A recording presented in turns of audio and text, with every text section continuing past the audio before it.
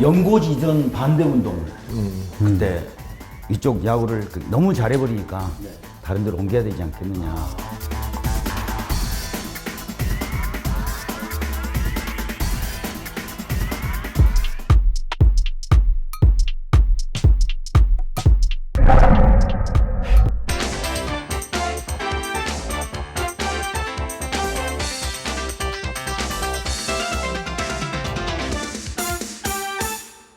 (1982년) 프로야구 출범과 함께 전남북 지역을 연고지로 태어난 해태 타이거즈는 호남 지역 프로스포츠의 상징이었습니다.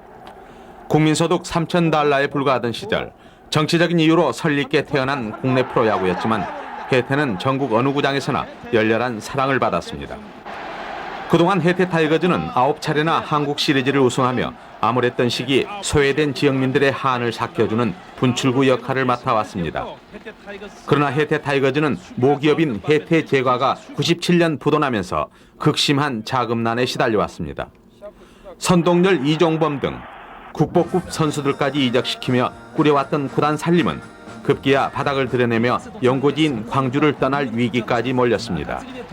소위 모사인 해태그룹이 워크아웃이 되다 보니까 지금은 스폰서십을 해줄 수 없는 이런 상황이 되어 있습니다.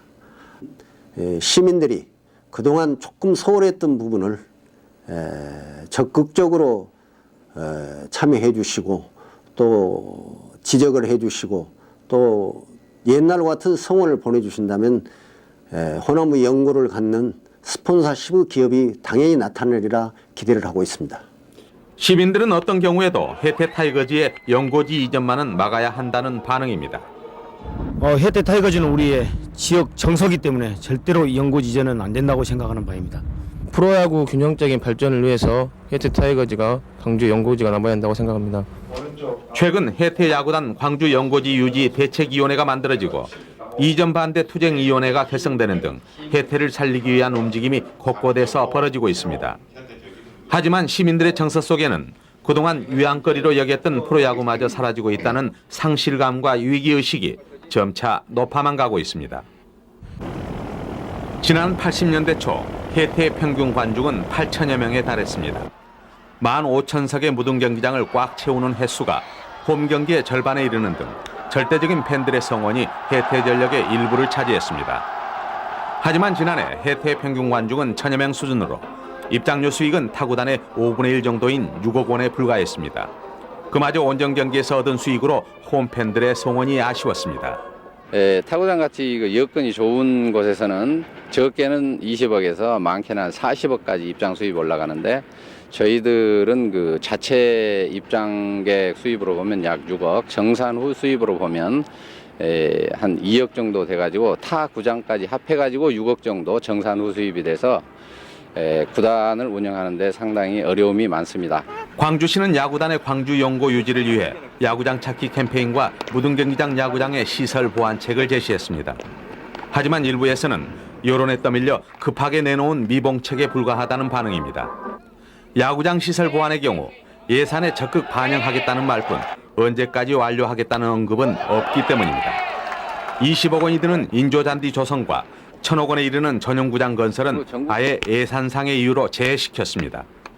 광주는 전성기 때 평균 관중이 7,000명, 연인은 50만을 동원한 명문구단인데도 불구하고 시에서 연간 3억 정도 징수만 했지 구장에 투자를 한 일이 없습니다. 그래서 전국 구장 중에서 제일 낙후돼가지고 지금 평균 관중이 1,000명에 이르러가지고 잠실에 2만 명이 비하면 20분의 1도 들어오지 않고 있는데 지금 월드컵 경기장 이런 것은 한 1,500 들어가고 시설을 해서 2경기나 3경기 하는 걸로 아는데 야구장에도 그 정도 투자를 해야 된다고 생각하고요.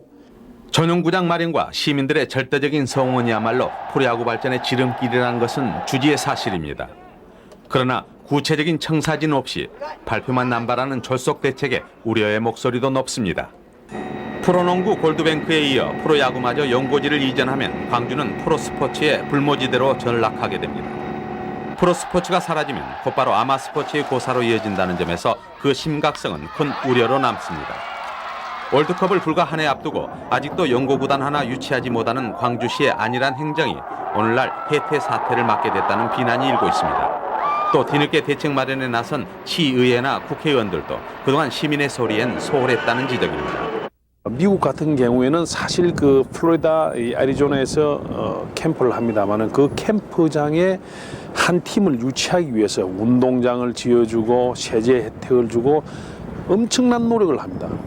뭐 잘 아시겠지만 박찬호가 있는 LA 다저스도 베로비치 플로리다를 떠나려고 하니까 애리조나로 가려고 하니까 베로비치 시의회부터 해가지고 상공인들이 모여가지고 난리가 났습니다. 그래서 여러 가지 혜택을 주면서 잡아두는 거거든요. 해태그룹의 부도가 타이거즈 매각의 직접적인 원인으로 작용하고 있지만 프로야구의 저변 악화도 한몫했다는 평가입니다. 어린이에게 꿈과 희망을, 어른에게는 건전한 여가를 제공하겠다는 프로야구가 갈수록 팬들의 외면을 사는 것은 함께 즐기고 이해하는 환경이 절대 부족하기 때문입니다.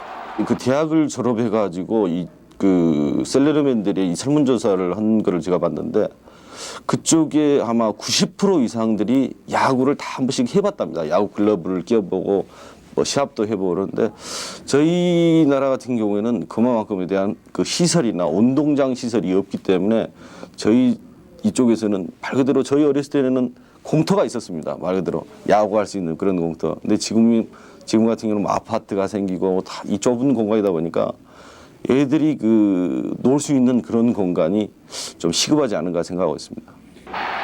지난 20년간 시민과 애한을 같이 한 해태 타이거즈를 살리는 것은 호남의 자존심을 살리는 것과 같다는 것을 간과해서는 안 되겠습니다. 1997년 창단된 지 7년 만에 쌍방울 레이더스가 문을 닫았습니다. IMF의 여파로 모기업인 쌍방울이 무너지면서 레이더스는 지금의 SK로 넘겨졌지만 연고지를 잃어버린 전북도민들에겐 큰 충격이었습니다. 재정적 뒷받침이 충분하지 못한 상태에서 취약한 연고 기반과 무리한 운영이 원인이었습니다. 레이더스를 살리기 위해 갖가지 노력이 시도됐지만 지자체나 시민들의 노력이 뒷받침되지 않은 가운데서는 헛수고에 불과했습니다. 그 지자체라든가 혹은 그 어떤 그 힘 있는 분들이 좀 도와주었으면은 한 몇 년간을 조금 그런 위기를 넘길 수 있었을 텐데 좀 방관하지 않았느냐 하는 그런 아쉬움이 지금도 없지 않아 있습니다. 그 시민이나 도민이 앞장서서 이렇게 계속 발기가 되고 운동을 하고 진행을 하고 하는 것이 효과적이지. 많은 사람들이 지금의 혜태가 쌍방울의 전철을 밟고 있다고 여기고 있습니다. 쌍방울 레이더스를 잃고 나서 다시 혜태 타이거즈를 의지했던 전북도민들도 타이거즈의 몰락에 또다시 충격을 받고 있습니다. 힘과 어떤 경제적인 논리가 프로스포츠를 좌지우지한다는 것은 많은 팬들이 잃을 거고 또한 그 지역의 정서를 어떤 배반하지 않을 것인가. 그러므로 인해서 프로야구 그 자체가 어떤 흥미가 없는 그런 스포츠가 되지 않을 것인가 하는 것이 상당히 걱정이 됩니다.